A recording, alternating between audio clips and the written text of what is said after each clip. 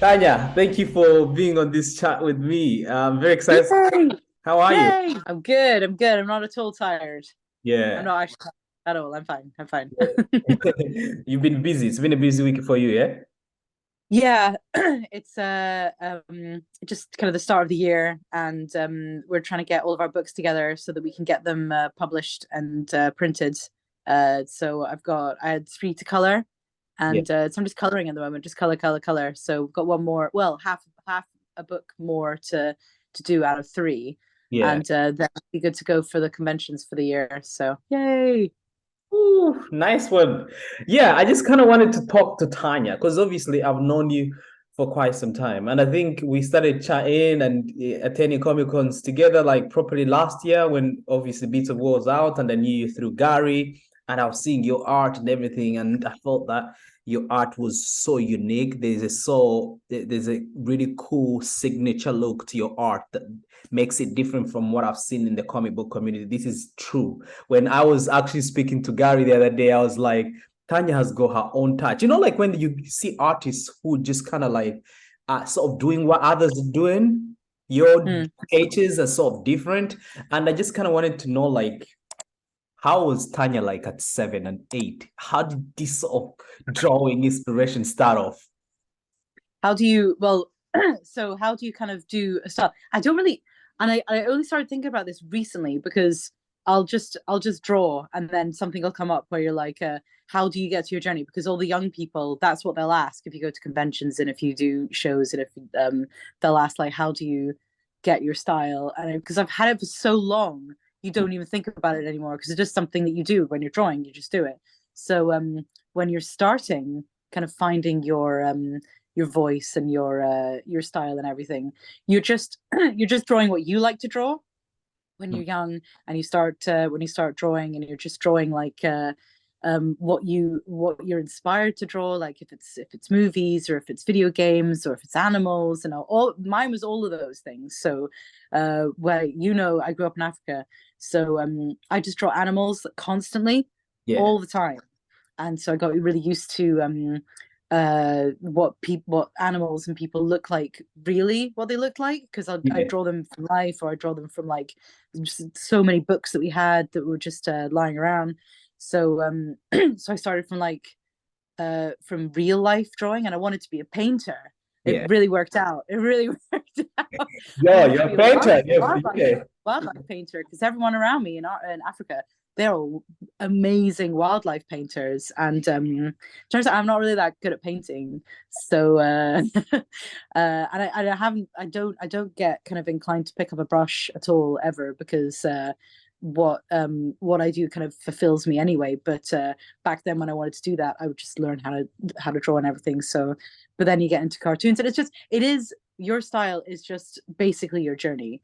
It's Yeah. your whole life's journey. You just happen to be an artist as well. So everyone has their own uh, their own journey. And if you're drawing, or if you're writing, or if you're a musical or whatever, all of those add little pieces of like accents and flavor to Yeah. your style. Mm.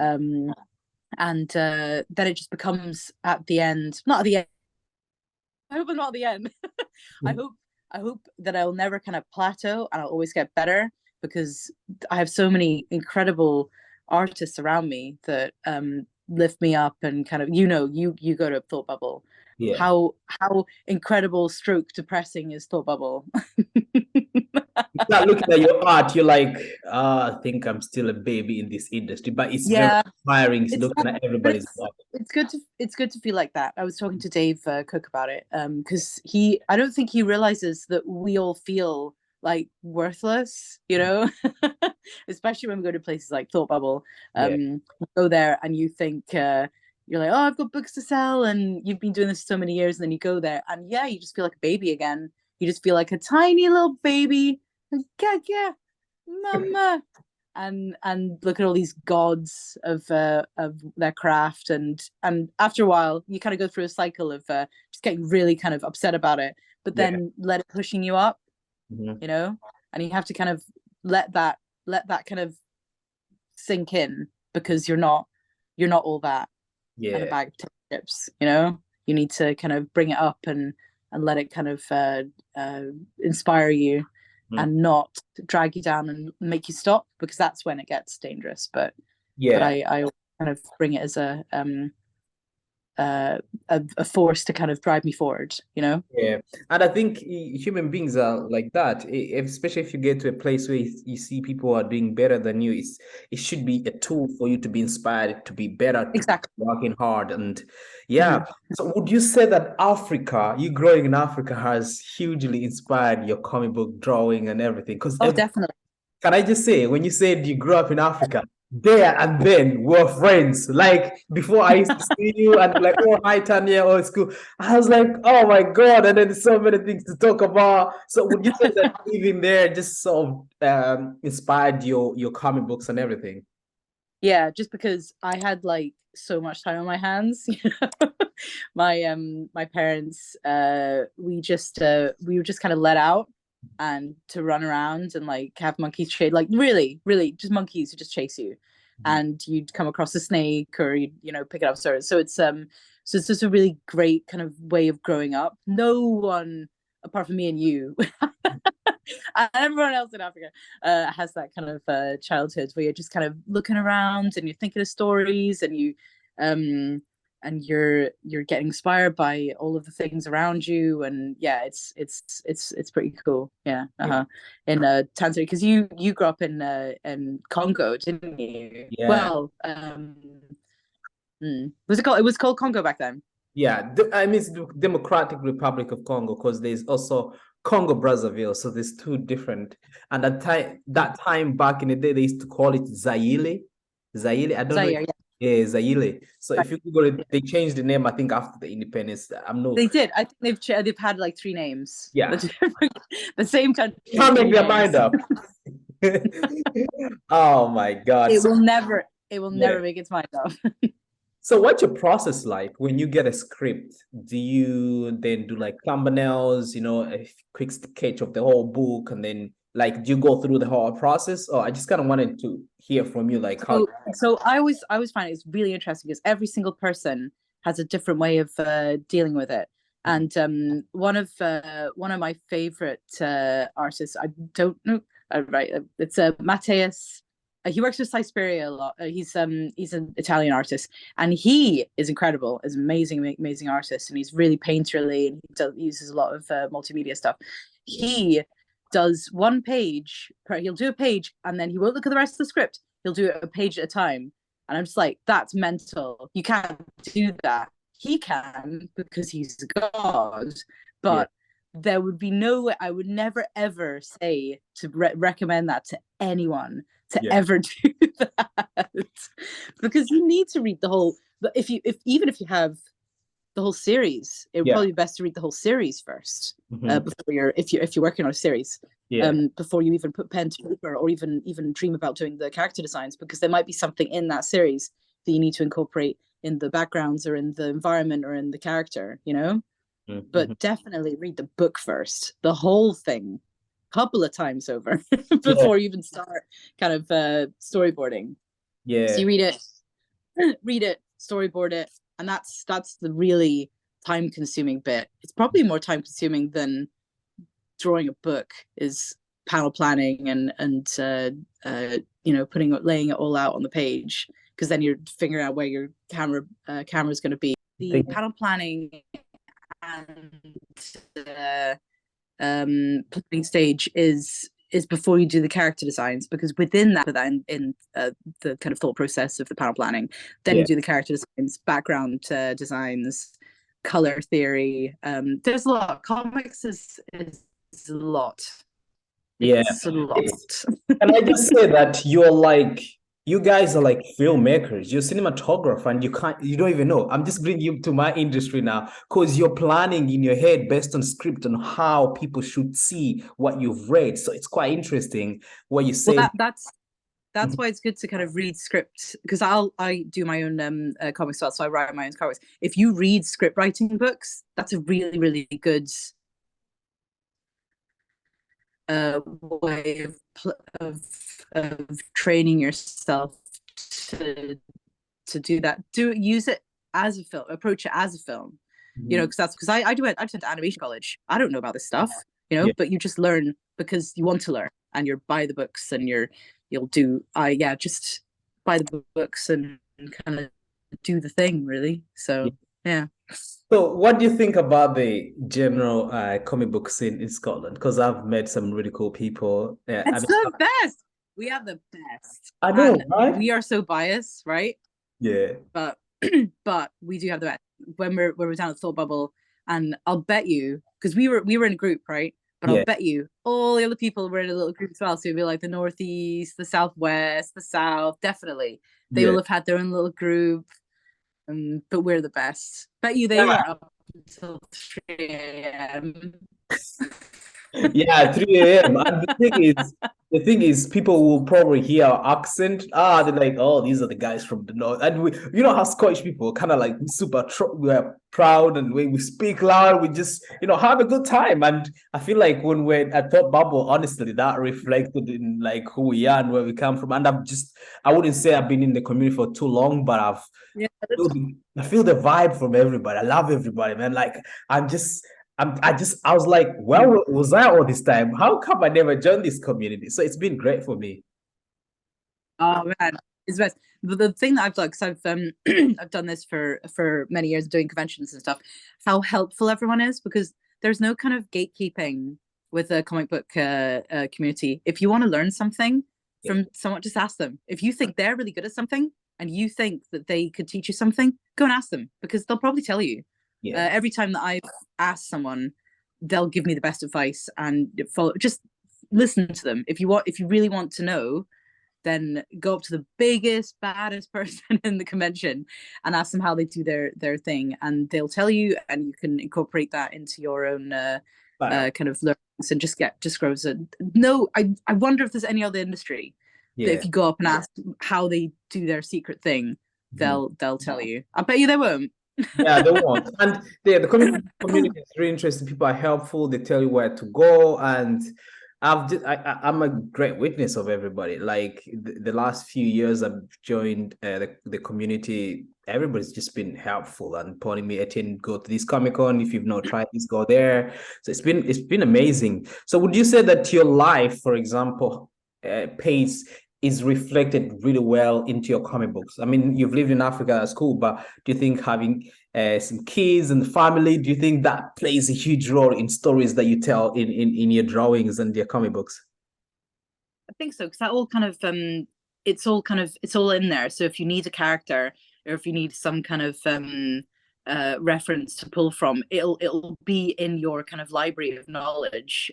So you can go, well, that's like that time when, or that person acts like that time, when I saw that guy, whether good or bad. So you can kind of pull from that experience of what happened. Because I'm like 40.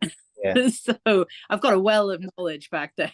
Yeah, we lived that experience. I can, Yeah, that's cool. That's cool. And that's why I think the first person that told me about going to the comics is like try and find a story that is so true to yourself. Try and find a way how your life can be reflected in the stories. And yeah, so it's personal to you, and people can feel if you've sort of copied the story and you're trying to make it to another thing. But if it's something really personal, the audience is really connect with it really well. I think that's the most important thing. If you're thinking of making a story, try not and have it so bizarre. The story should always be about characters and about that level of believability that people can go, oh, it's like me. Even if it's like an alien or an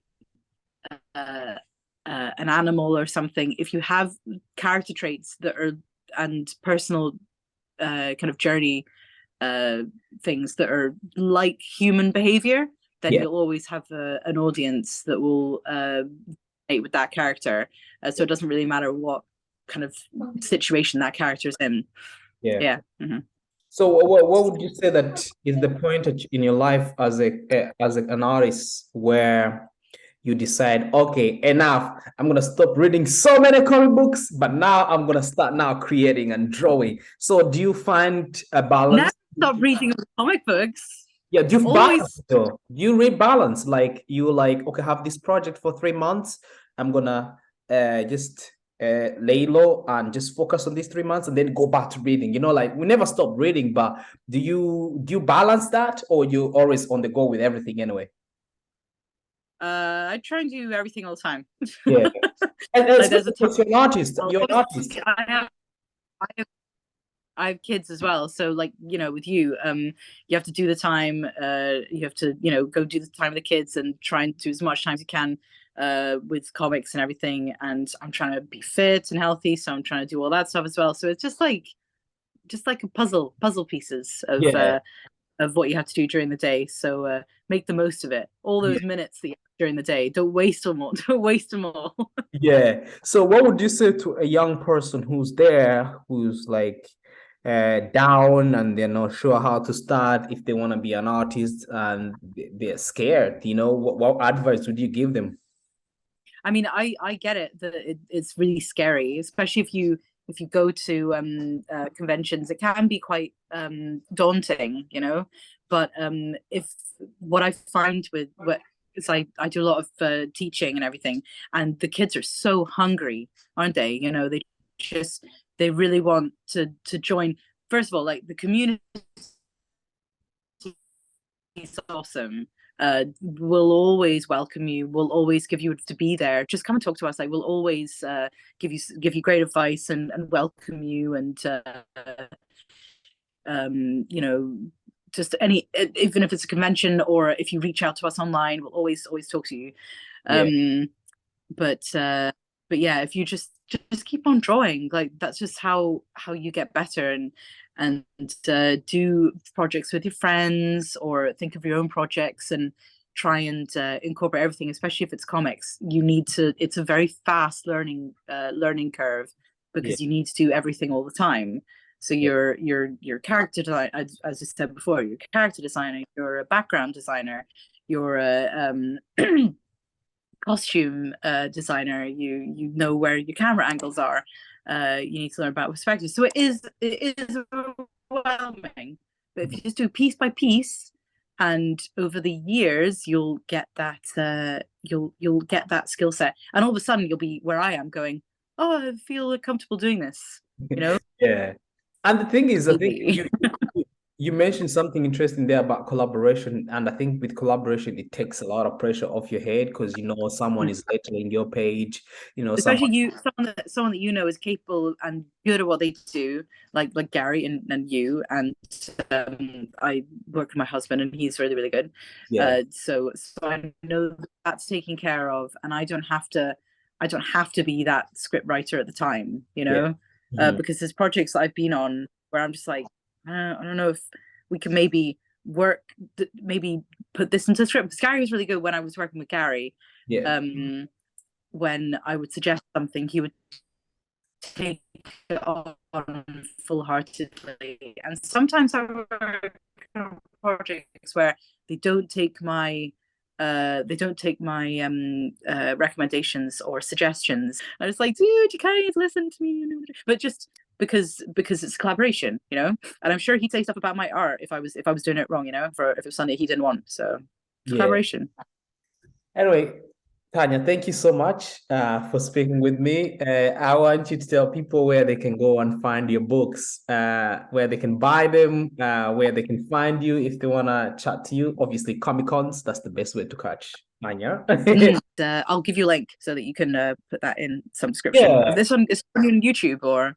Yeah, this is for YouTube. So you can even say like, yeah, just say the website or just give me the link. I'll put in the description. So if people want to take out your books, they can go and buy it straight away. So yeah, thank you so much for speaking with me. Like every time I speak to a person, a creator, a writer, an artist in the community, I feel pumped and inspired, ready to Hey, go. Honestly, go like, make books. yeah, I've got let's so much just color. go make books. Let's go We've make always got more work to do. We've always got work to do. We've always got something to do. So don't waste your time. Go and do stuff. Go and draw. Thank you so much for speaking with me. I know you're very busy, and yeah, I'll see you soon, very soon for sure at the Comic Con.